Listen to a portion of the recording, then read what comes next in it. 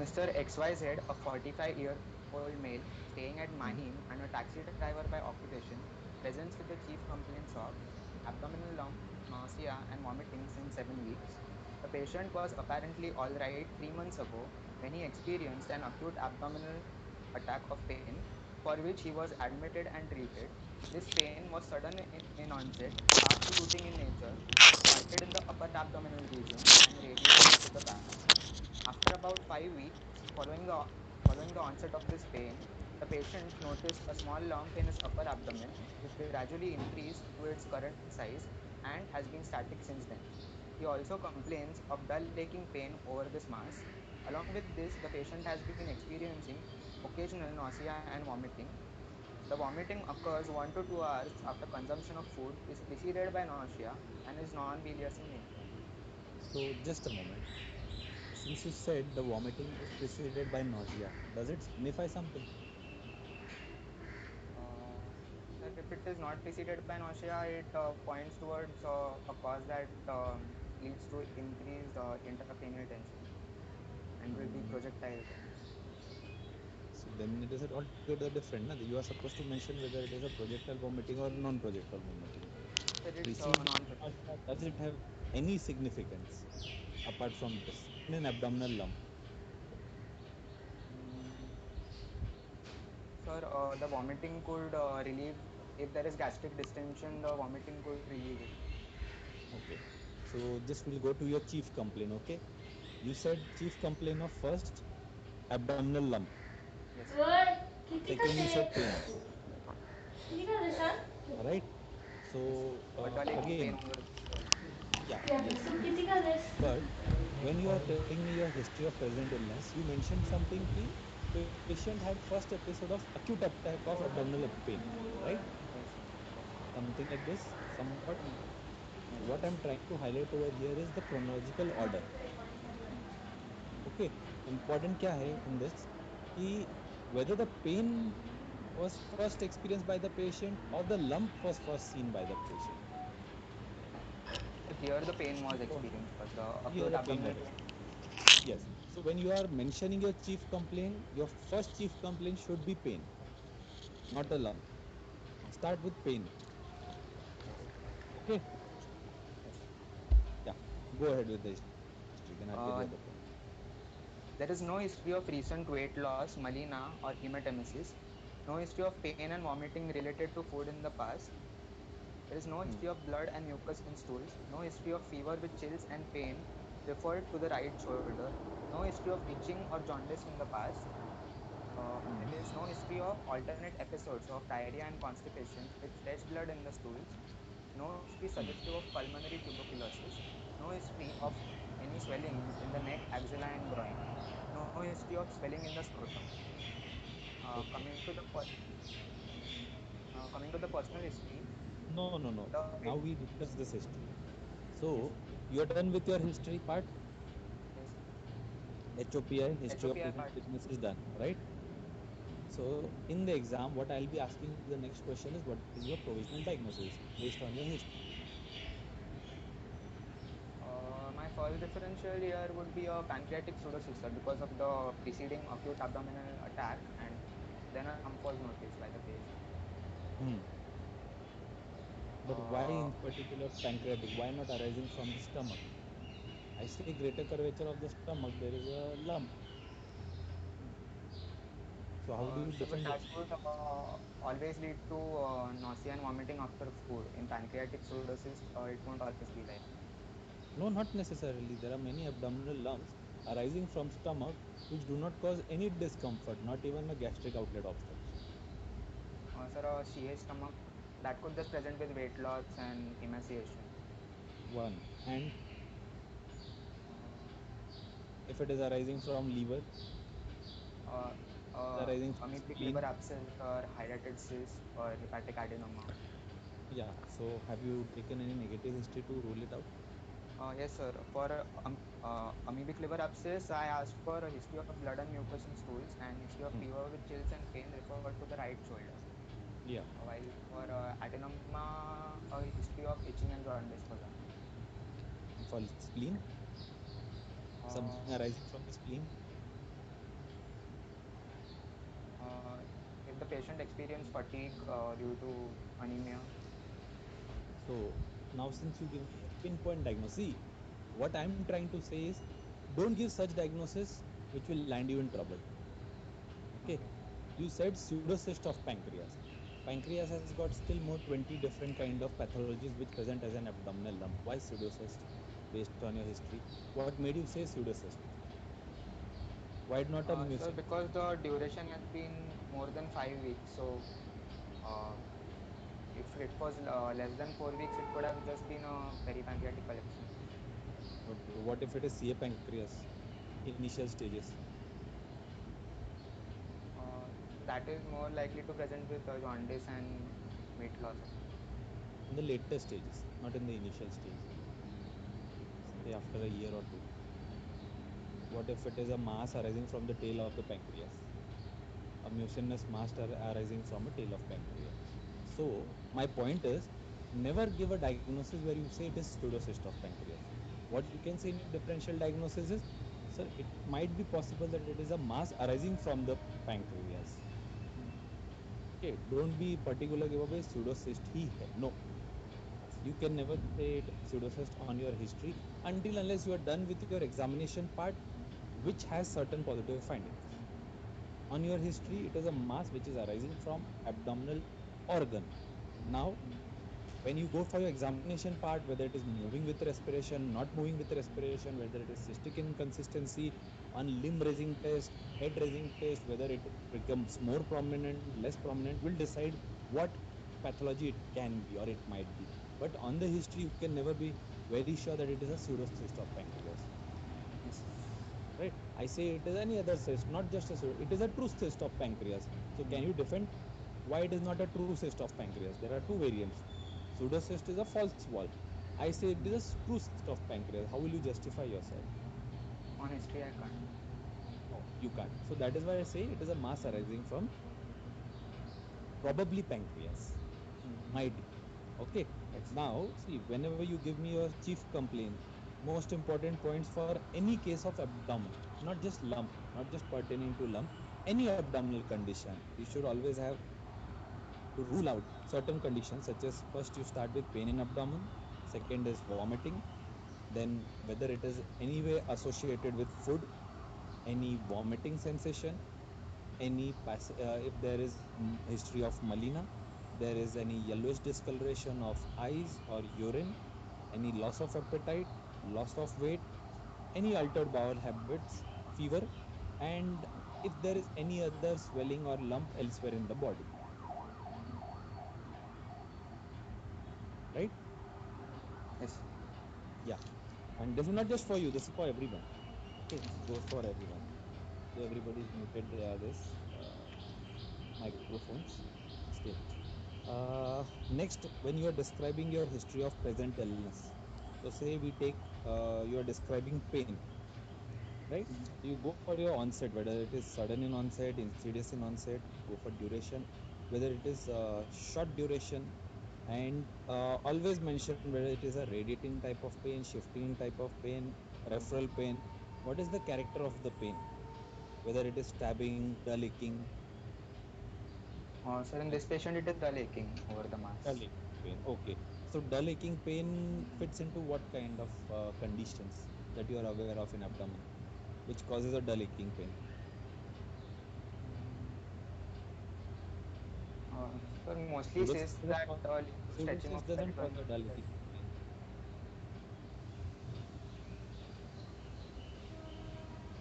Any kind of pseudocyst will never cause a dull aching pain. Conditions such as cholecystitis, where there is features of peritonitis, will cause this. Appendicitis, enterocolitis, conventional colitis, ulcerative colitis. These might cause dull aching pain.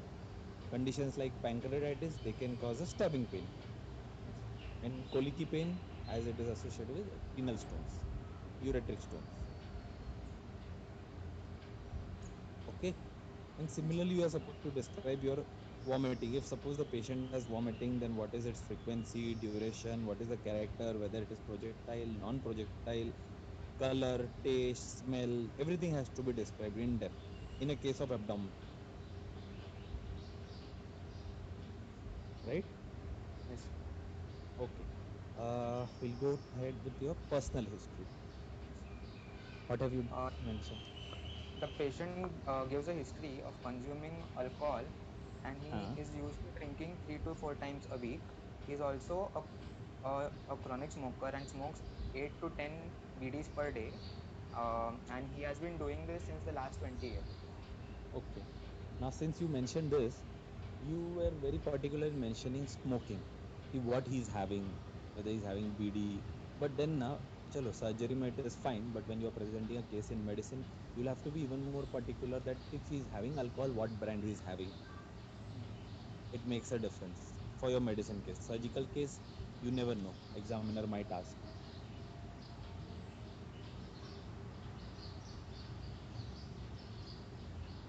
So should I proceed?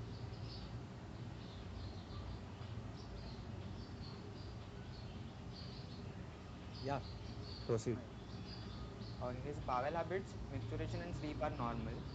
Hmm. Um, the patient was treated for his acute abdominal attack 3 months ago. The pain subsided within 5 days. But this Details of doesn't his come in treatment personal history. are in the treatment history only. No, no, then your personal history is inadequate. Personal history should have some other components also. So drug What intake. kind of diet does he have? Sir, he has a mixed diet, vegetarian and non-vegetarian. Huh. After that, what is the next heading after diet?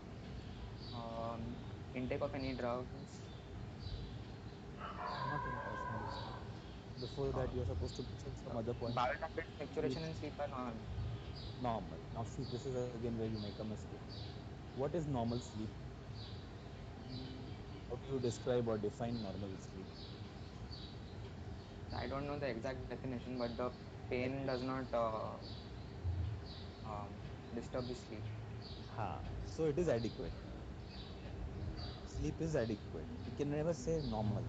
See, some people वो लोग 12 घंटा सोते हैं, कुछ लोग हैं वो जो 6-8 घंटा सोते हैं. But they are happy with it, na? They are comfortable with it. You are supposed to Yes. say adequate.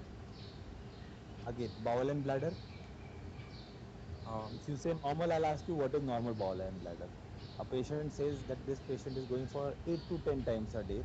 Other patient says he or she is going for 4 to 5 times per day. Which is normal? Which is abnormal? so they are regular and unaltered. Yes. So you're supposed to use the word regular. Yes. Okay. Go ahead. Um, Coming to the treatment history, the patient was treated for his acute abdominal pain 3 months ago. The pain Hmm. subsided within 5 days, and the details of his treatment are not known. Okay. And no significant family history could be elicited in the patient. Fine.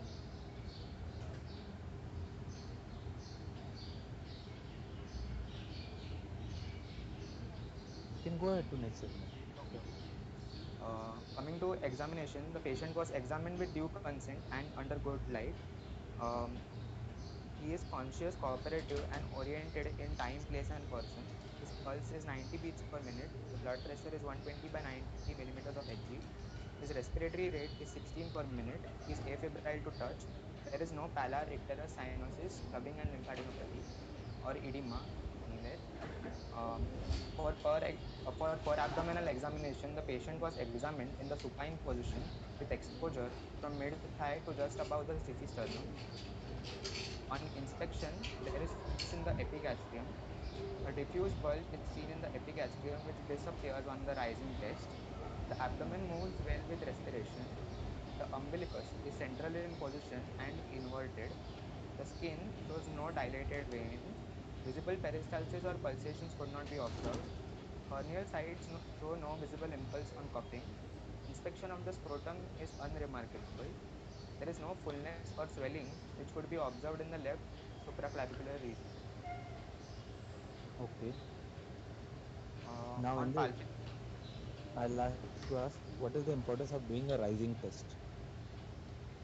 sir, the rising test is used to differentiate between parietal and intra-abdominal swellings.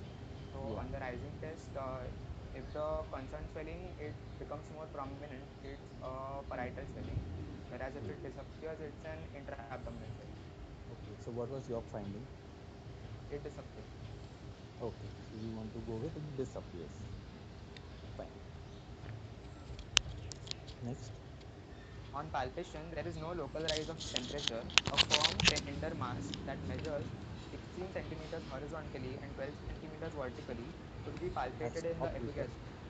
Palpation, always you are supposed to divide into two component. One is superficial palpation, second is deep palpation. Okay, superficial palpation you are supposed to go for temperature and tenderness, and in case if you can feel any lump, then go to your deep palpation. So again, just let me know what is your superficial palpation type. Superficial palpation, there is no local rise of temperature, there is no guiding rigidity Hmm. or tenderness present over the abdomen. Now deep Uh, palpation. okay. On deep palpation, a firm tender mass that measures 16 centimeters horizontally and 12 centimeters vertically could be palpated in the epigastrium. It extends to both hypochondria. Its surface is smooth, its margins are well defined in the lower half, and fingers could be insinuated between the mass and the posterior margin on both sides. Hmm. It does not move with respiration. It was confirmed with the rising test that the mass is intra-abdominal. Other abdominal organs are not palpable. Both testes are in the scrotum and normal in size and consistency. Left supraclavicular nodes were not palpable. Hmm. Next, Then go to percussion. percussion. So you mentioned me that supraclavicular lymph node was not palpable. What sign is it called? Troisius sign. Troisius sign, and its significance. Various carcinomas of the gastrointestinal tract, like stomach cancer, pancreatic, colon, or testicular cancer, could present with the left supraclavicular node, and that signifies metastasis. Why so? Why do you get a palpable left supraclavicular lymph node in case of an abdominal lump? So, because all the lymph flow ultimately goes to the thoracic duct, which empties into the left internal jugular vein, Hmm. and that goes to the left supraclavicular. So, a case of CA breast, should you have a left supraclavicular lymph node palpable? Uh, the CA breast, the supraclavicular lymph nodes receive direct supply from lymph nodes of the breast, from axillary nodes, that is. So, depending on the side on which the breast is involved, uh, the supraclavicular node could be palpable. Supraclavicular node will always be palpable only on the left side because eventually they all drain towards the left side of the thoracic duct. Okay, and if a supraclavicular lymph node is palpable, there is a possibility that the mass is inoperable and is at a stage where operability is not an option. Okay, yeah, go ahead. On percussion, the mass is dull, and its dullness is separate from that of liver dullness. Upper border of liver dullness is in the sixth intercostal space in the midclavicular vein. There is no clinical evidence of any fluid in the abdomen. And on auscultation, normal bowel sounds were heard. Okay, have you commented upon the consistency of swelling? Uh, no, sir. Will you like to comment on the consistency? Sir, it would be cystic. If it is cystic, then I'll ask you, have you done a fluctuation test? Sir, I haven't mentioned it in this case. Yes. But then in the exam, will you like to mention it? Yes, sir. Okay. How will you do a transamination test for an abdomen? For scrotum, I'm fine. That you must be aware of. For abdomen, how would you do it? What is the procedure to do it or the steps? I, I, I don't know, sir. You don't know. Fine. Okay. Aage. Sir, examination, it was only this much. Okay. You are done with this. Yes. Auscultation, Auscultation, normal bowel sounds were heard. normal bowel sounds. So, can you summarize your history? Mm, so Summarize. the the patient, firstly, had an acute abdominal attack 3 months ago, and this pain it started in the upper abdominal region, radiated to the back, and it subsided over a few days. And over the next few weeks, the patient observed a small lump in his abdomen, which progressed to the current size, um, and has been static since then. And it is accompanied by occasional nausea and vomiting on consumption of food. Um, Okay. and on examination, it could be found out that the mass is intra-abdominal, and since it does not move much with respiration, it is suggestive of being retroperitoneal as well. Okay. And on percussion, its dullness is not continuous with the liver dullness. Okay. And its size is 16 centimeters horizontally and 12 centimeters vertically.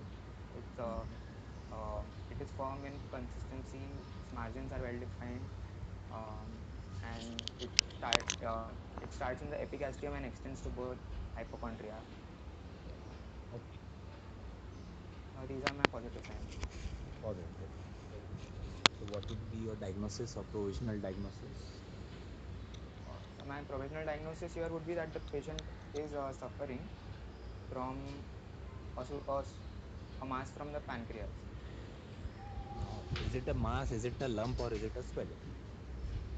Uh, so for abdomen, we call it a lump. Lump. Uh, So mass is used where? um, Mass is for the breast, where it is, Breast. and Okay. swelling for periphery. Wrong. सब गलत है. Even in the breast, you call it a lump. You never call it a mass.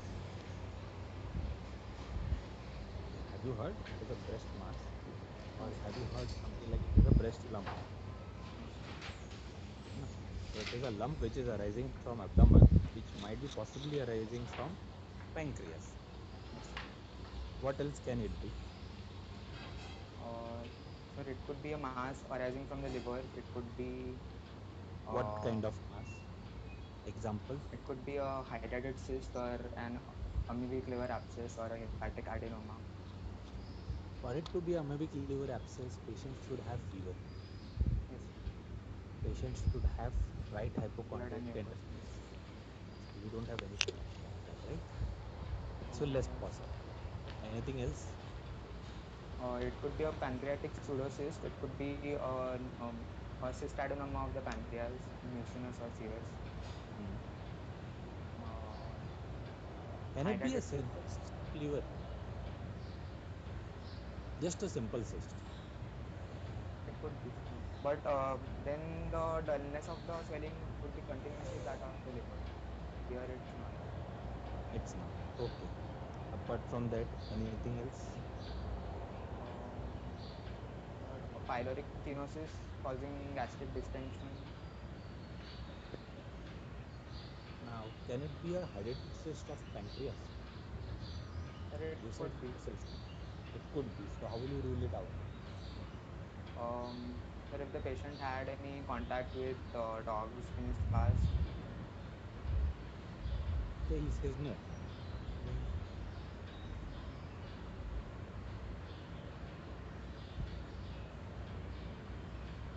can it be a simple mesenteric cyst?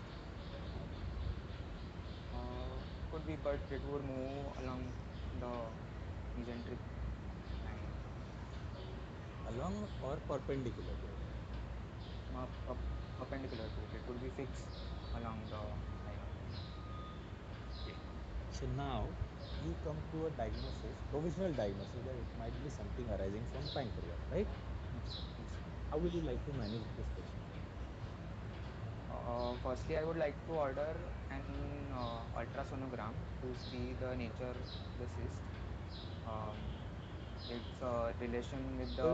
don't you want to see whether it is arising from? Yes, sir. So first you say you'll do an ultrasonography to see whether it is arising from pancreas or say some other organ. Yes, sir. Okay. Then Um, then on ultrasonogram, I can also make out the ductal anatomy or the biliary anatomy. Mm-hmm. its relation to other organs. Mm. And next, I would like to order baseline investigations in the form of hemoglobin, T scar, liver function test, renal function test. Okay. Why do you want to do? So liver function test because if for example, the alkaline phosphatase level is increased, it could signify that a gallstone is causing pancreatitis, and that could lead to this. नहीं totally गलत है. Alkaline phosphatase is never raised because of gallstone. Raised alkaline phosphatase signifies some pathology in the CBD, common bile duct, which can be extraluminal or intraluminal. So it can be a mass, a cholangiocarcinoma, it can be a CBD stone, or it can be a bulging mass from the pancreas which is causing suppression of CBD. So no role of alkaline phosphatase. You said CBC also, hemoglobin. Why do you want to do hemoglobin inspection? Uh, so if it's a carcinoma, the hemoglobin would be low. Not necessary. Why do you want to go If for the that? patient is bleeding, if there is hemorrhage inside the mass, then again the hemoglobin. Some fear of stomatitis, melena, something. Yes. Then If it's a parasitic infection, parasitic infection. So how will it help? eosinophils would be raised in the Hmm. hemoglobin. So apart from this, so what you are doing, where you are going wrong is, you have given me proper answer, but you are not guiding it well. You're not supposed to do hemoglobin for pancreas per se. There is other reason to it. So whenever you are asked what investigations you would like to do, your answer should be that I would like to go for certain set of investigations. Some are specific investigations, some are routine investigations. Yes. Okay. Now, the routine investigations are inadvertently done to rule out if there is any other underlying pathology, as well as if the patient is operative, you want the patient to be fit surgically. So, you have to do routine investigations there. So, whenever you are asked how will you manage the patient, you are supposed to say, I will like to confirm my diagnosis by doing certain set of investigations, which are radiological investigations and pathological investigations. Radiological investigations, as you rightly said, and ultrasonography. Now let us go further there. Say your ultrasonography is inconclusive. What next will you do? Sir, a contrast enhanced CT scan investigation. Contrast. Scan. Will you give an IV contrast or an oral contrast? Since you said contrast enhanced, so I will ask. Had you said a CT abdomen, I would have not bothered to ask you this question. Oral contrast. Advantage? Why do you want to do an oral contrast? Are you suspecting a lesion in stomach or a small intestine or a large intestine? Sir, in Or the do you pancreas, like. for contrast to go into the pancreas, and oral contrast never enters pancreas? Yes. So for pancreas, you are supposed to do an IV contrast, not an oral contrast. Oral contrast is for pathology which is restricted to your GI, luminal, intraluminal. Okay, so you do a CT scan. A CT scan is suggestive of a mass arising from the body of the pancreas, probably query pseudocyst of pancreas. What next? Investigation radiologically can you do? Sir, a magnetic resonance cholangiopancreatography, MRCP.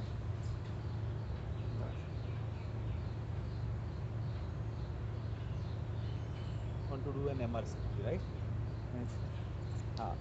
So what is the advantage of doing an MRCP? Sir, the ductal anatomy could be very well deciphered Okay, on an MRCP. right, fine. So you are done with radiological investigation. Again, MRCP is suggestive of a mass arising from the pancreas, highly suspicious of pseudocyst of pancreas.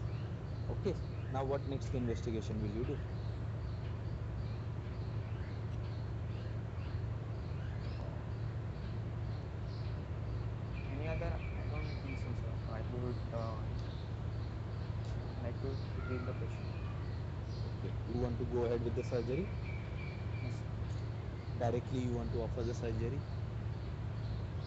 Patient Sir, बोलेगा अरे sir कुछ दवा से तो करो सीधा surgery कैसे Sir, here You, since the duration is more though, and hmm, the size of the cyst is also very large, then okay. so a surgery should So, be advisable. is there a rule which is to be followed for a case of pseudocyst of pancreas? Any Uh, rule of six, rule of three, or something like that? Sir, if the duration of the pseudocyst is more than 6 weeks, if the size is more than 6 centimeters, and Yeah. if the thickness of the wall is more than 6 millimeters, then Hmm. intervention is suggested. So it is called as rule of six. Okay. So when you are doing a CT scan, you are looking for this. First, you are going to confirm, even sonography, if he can, he or she can.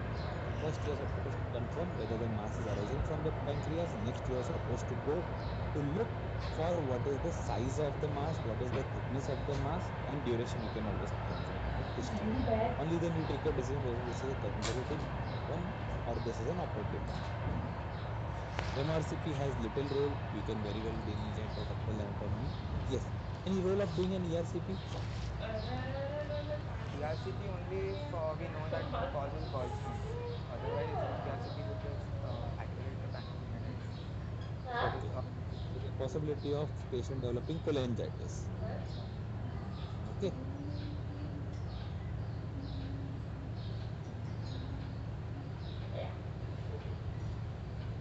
Right.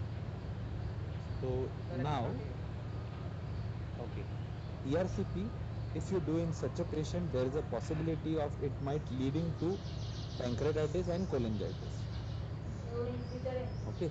So that is why we just refrain from doing ERCP as much as possible until unless indicated. Indication being it causing any compression, the cyst causing compression over the common bile duct leading to obstructive jaundice. So then an ERCP is done where you place a stent into the common bile duct to relieve the compression. Okay. Now, the next question is, what blood investigations will you like to do for this patient? Again, A give me serum a general blood amylase lipase investigation. test. Yeah, so you will do an amylase lipase level, which is more specific, amylase or lipase? Lipase.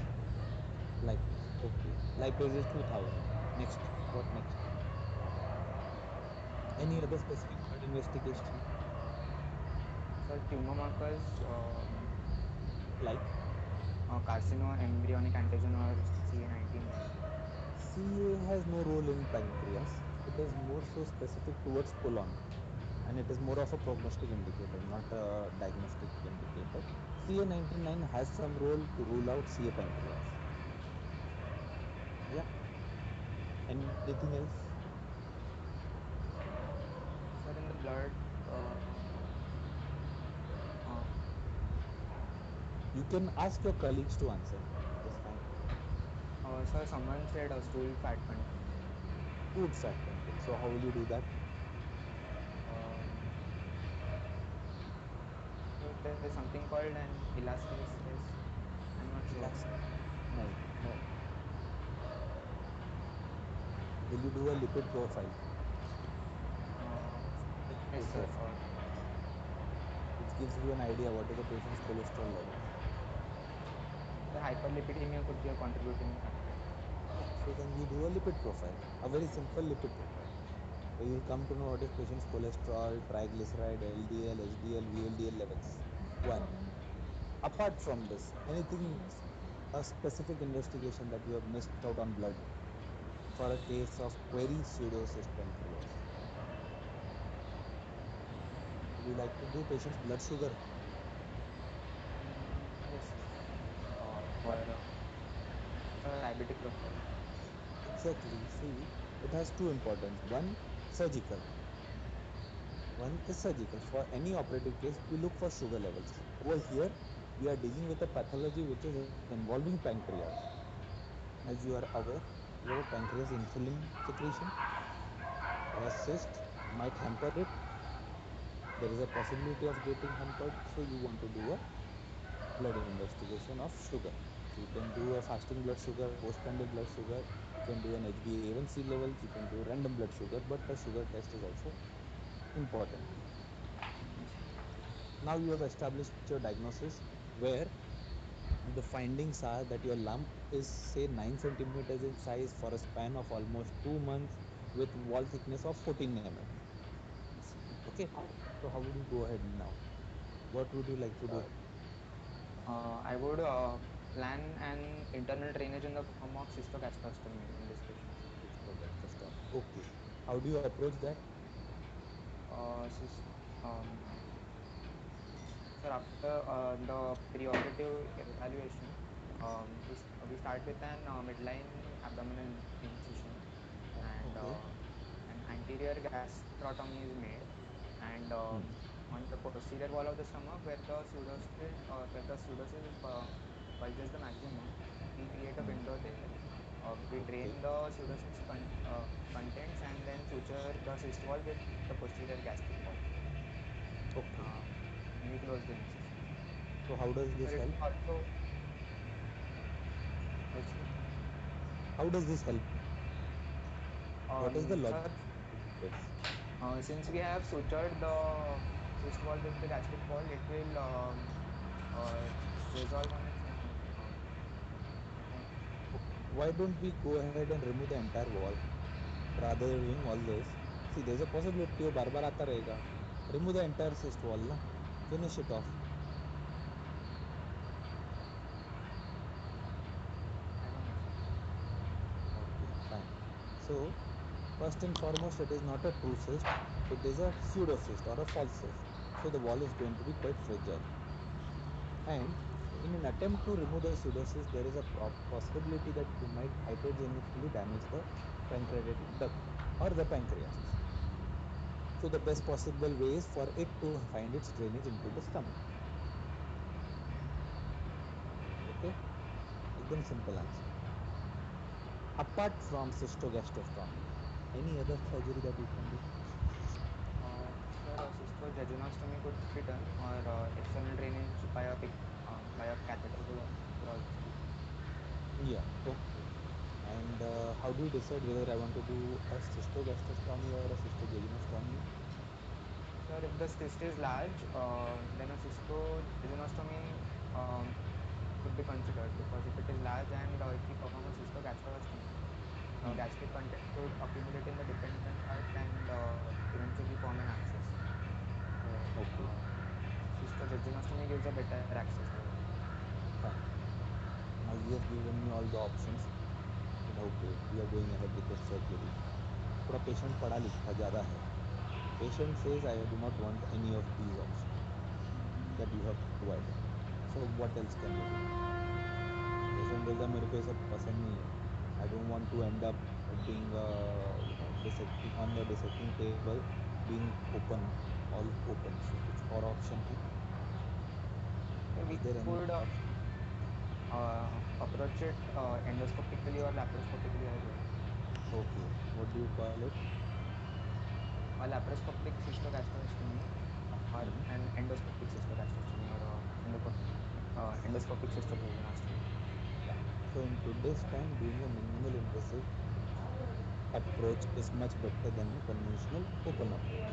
So when your patient comes, a case of pseudocyst of pancreas, you can give an option of endoscopic being the first option, endoscopic cystogastrostomy. The advantage is it is totally scarless. Patient को कुछ abdomen खोलना ही नहीं पड़ा. You're just entering the patient's mouth, going into the stomach, creating an enterotomy and going into the cyst wall. Or if not, then the next option is doing a laparoscopic cystogastrostomy or a laparoscopic cystojejunostomy. Okay. Apart from this, what are the complications of a pseudocyst? Sir, pseudocyst, sir, it could rupture inside the peritoneal cavity and cause peritonitis. Uh, Hmm. it could have a hemorrhage inside the cyst, and that would cause an acute increase in the size of the cyst. Then infection of the cyst would happen. Um,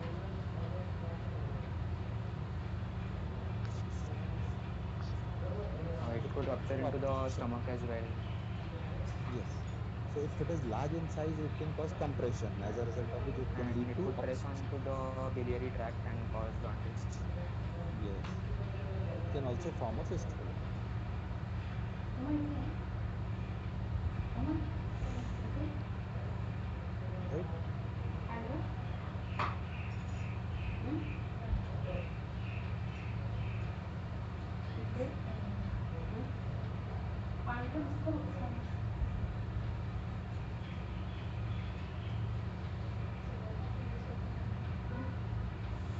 Am I still audible? Yes, sir, you're audible. I think Because there all was of a some issue sudden, with Kshitij, actually. Maybe he got disconnected. acha, okay. But are others connected? Yes, sir. Okay, fine. Any doubts? Because I'll be asking doubts. So, if anyone has any doubt, please. Sir, Yeah, sir. hello. Yeah, yeah. Sir, in the history part, he mentioned examination and inspection palpation of the testis and scrotum as well in upper abdominal lump. Yeah. So, what is the significance of that? To rule out secondaries. Okay, okay. There is a possibility that an abdominal lump might have a secondary which is deposited into the scrotum. Second, there is a possibility that there is too much of gross ascites into the abdomen, which might again cause a secondary swelling into the scrotum, giving it a feeling of an hydrocele. Okay, sir. We want to rule out if there is any secondary. Thank you, sir. Any other doubt?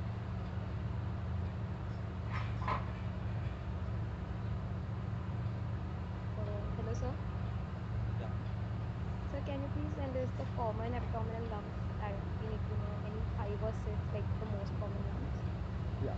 See, first and foremost, you are supposed to be very clear in your mind when you're presenting an abdominal lump कि कौन से organ से आ सकता है, which all organs. So one is liver, second is stomach, third is spleen, fourth is pancreas, fifth is colon or small intestine. So most common abdominal lump, one of the most common presentable abdominal lump is an enlarged spleen itself, a palpable splenomegaly, an enlarged spleen. Second, as he said, a pseudocyst of pancreas. Third, an extraluminal mass which is arising from the colon. Fourth, it can be a mass arising from the liver. It can be a hepatocellular carcinoma, it can be a hydatid cyst, it can be a simple cyst of liver. All of these are very commonly present in exam. Now, fortunately, you might not have a real patient. You might have a dummy patient or a dummy case in your exam, is what we are anticipating. So, an examiner will only ask you what all are the possible lumps in an abdomen. So you can always say it can be a lump arising from liver, spleen, stomach, pancreas, colon, most common ones. And if it is a female patient, then it can be a mass arising from the ovary. It can be a simple ovarian cyst, or it can be a malignant ovarian cyst. Sir, could it be appendiceal mass? Appendiceal mass highly unlikely for multiple reasons. One of them, see, even I can say for abdominal cocks. Again, abdominal cocks and appendicular mass, they do not present with these kind of presentations. Second, they are not kept in your exam.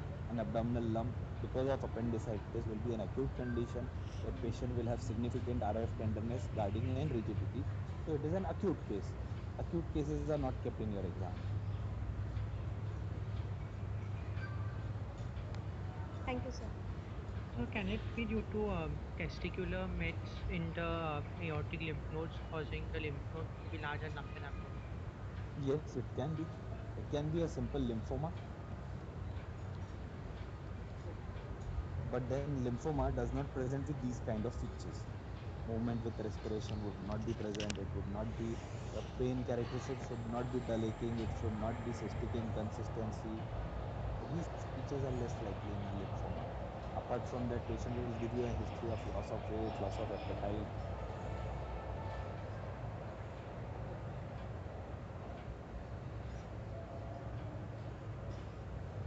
Hello. In the radiological investigation, what would Yes.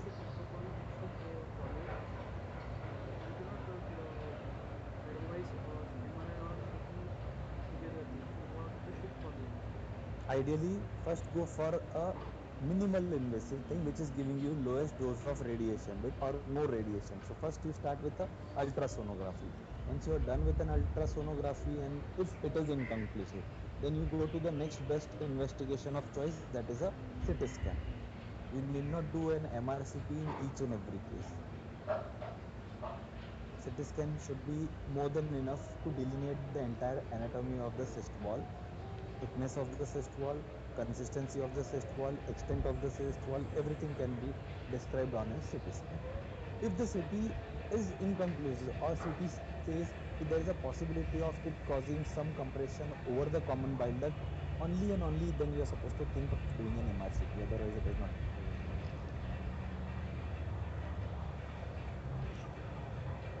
Yeah, Please, can you mention it in the differential diagnosis? like as in So, like, in if you have ruled out like a lymph node, the gestate history is not suggesting of lymph node enlargement or the liver yes, mass, so still do we need to mention it in differentials? yeah, because see, you have taken a history. There is a possibility that certain history might not have been elicited, which might be found out in your examination finding. So you can always say it as the last possibility that, sir or madam, there is a possibility of.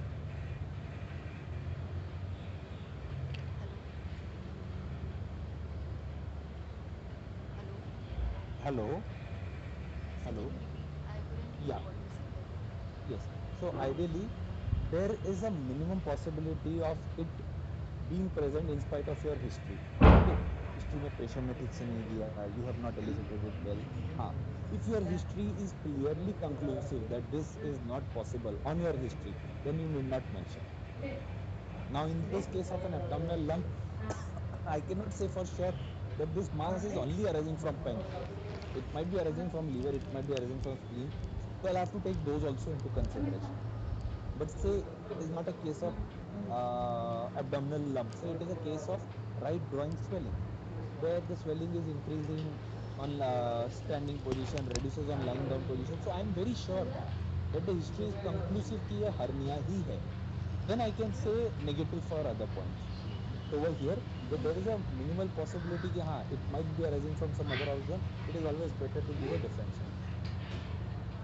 Okay, sir. And like if we ask for cystic or hydatid cyst, so Yeah. that will always come in differentials because the Yes. history can never be conclusive about it. Yes, it can never be conclusive. For which we examine the patient and next we go to investigation part to confirm our history and inspection findings. Okay, sir. Thank you, sir. Sir, So could you how will we explain trans illumination for an abdominal lump? Ideally, transillumination, you are supposed to be able to hold the lump in two axes. So imagine the mathematical graph, x-axis, y-axis. So for me to demonstrate a transillumination for an intra-abdominal lump, which being retroperitoneal is highly unlikely. So I would not do a transillumination test for an abdomen. Thank you, sir. And Hello. sir, if so so how will we elicit history to check if the lump is arising from the spleen? Again, on history, you cannot say that it is arising from the spleen. I can never say for sure. So that is why I have to give a And differential diagnosis. It is not possible okay, to pinpoint कि बाबा it is arising from the spleen, because if I have to be very sure of it arising from the spleen, patient is supposed to manifest features of say anemia or some kind of hematological disorder which might favor towards spleen. Otherwise, it is not possible to pinpoint on history for an abdominal lump. Huh. But after examination, I can be much more sure that it is arising from spleen or it is not arising from the spleen. It is arising from liver or not arising from liver. That can only be concluded after examination, but not on so history. sir, can we say that splenic lumps will always have splenomegaly also? No, not necessary. A hydrated Not cyst? necessary. Oh, no, no. A hemangioma, a hydrated cyst of spleen will never present with you splenomegaly. It might per se have just hydrated cyst with a absolutely normal spleen. Okay. But lump in abdomen. Yes.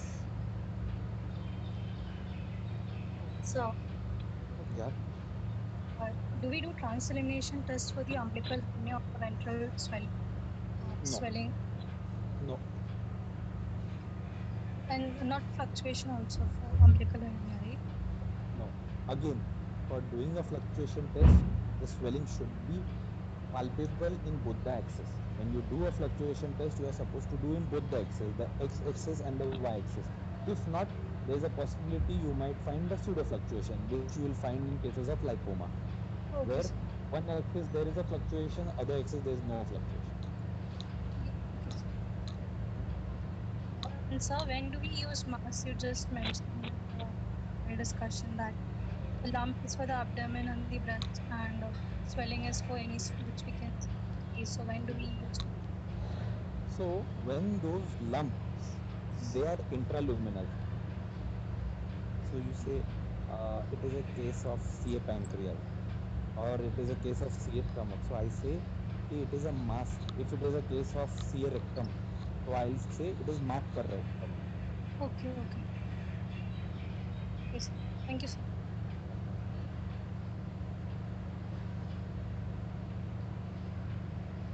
I guess we are done with the question part.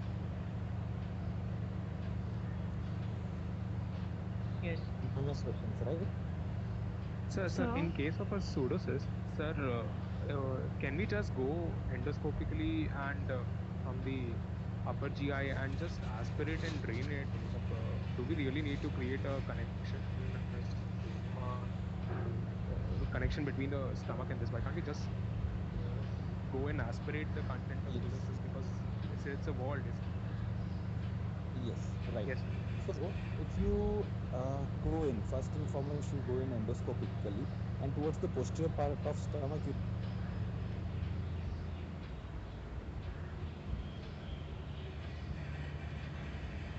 Hello. hello, am I हाँ, sir. audible? Yeah. हाँ, sir. So when you go endoscopically, you will be going towards the posterior part of the stomach. You will be creating a puncture into the posterior part of stomach to enter the pseudocyst, right? Yes, sir. Okay. And if you leave it as it is, you just aspirate out the fluid and you leave it as it is, patient would come to you 6 months to 1 year down the line with a recurrence. How come, sir? Matlab, if you have Because aspirated. yeah, you have aspirated, but that pseudocyst wall has got a propensity to secrete fluid. But it's a pseudocyst, sir. The lining is not epithelial, no, sir. So still can secrete. Yes, it can still secrete because it has got a communication with your pancreatic system, entire pancreas or a pancreatic duct. Okay.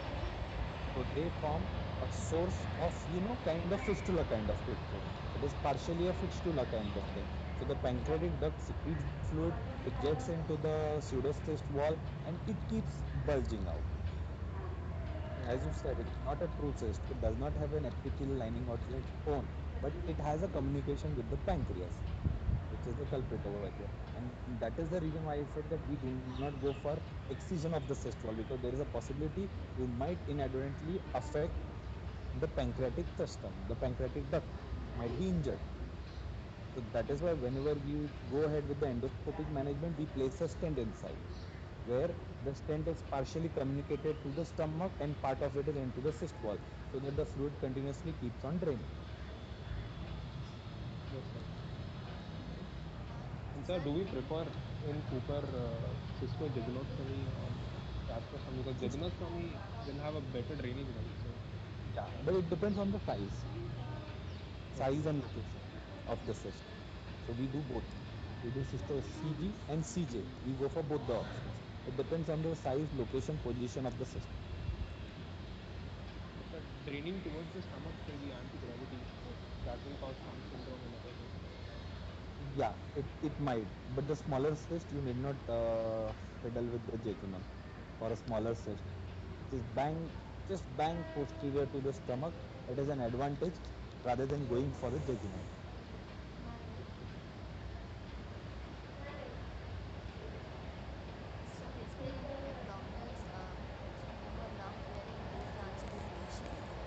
No, you do a trans elimination for an extra abdominal lump, which is a scrotal swelling. Otherwise, in your medicines posting, when you have cases with gross ascites, you might end up doing trans elimination there too, but it is not done. Okay.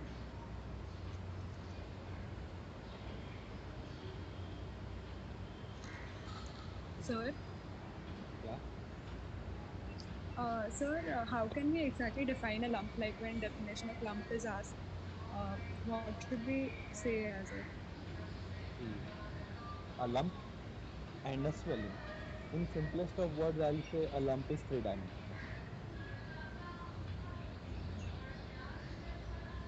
Swelling is never three-dimensional. So, sir, when we Hernia, have to, hernia is a swelling, whereas anything which is inside a cavity, say breast, say abdomen, it forms a lump. So, in simplest of words, if you want to mention it, it is best to say that it is three-dimensional. A lump is three-dimensional figure.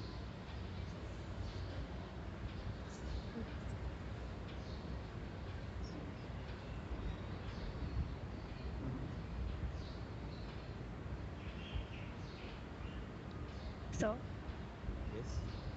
so for what are the examples of cystic swellings in which aspiration can be done? Aspiration for a cystic swelling, Yes. highly unlikely. Most of the cyst, if it is a true cyst and you do just an aspiration, there is a possibility that there might be recurrence. So it is always advisable to excise the cyst. Cystectomy. Okay. Yes. But see, a pseudocyst is not a true cyst, it's a false cyst. So that is why we are aspirating this thing out. For all kind of cysts, the conventional option would be to remove it off. Okay.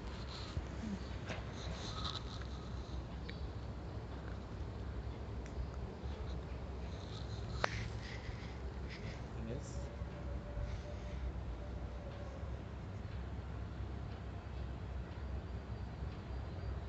Then I guess we are done with the questioning part, right? Yes, sir. Fine. Uh, your next lecture will be taken by whom? Are you aware? Sir, I don't remember the timetable right now. Okay. I guess mostly by Dr. Sandeep. I'm not very sure, but mostly by him. So you can contact him. And I think I have another lecture with you guys. So in case y'all have any other doubt, when we'll be taking your next lecture again, you can ask these doubts again over there. Okay? Yes, sir. Yeah. Okay. Yeah. Thank you, sir.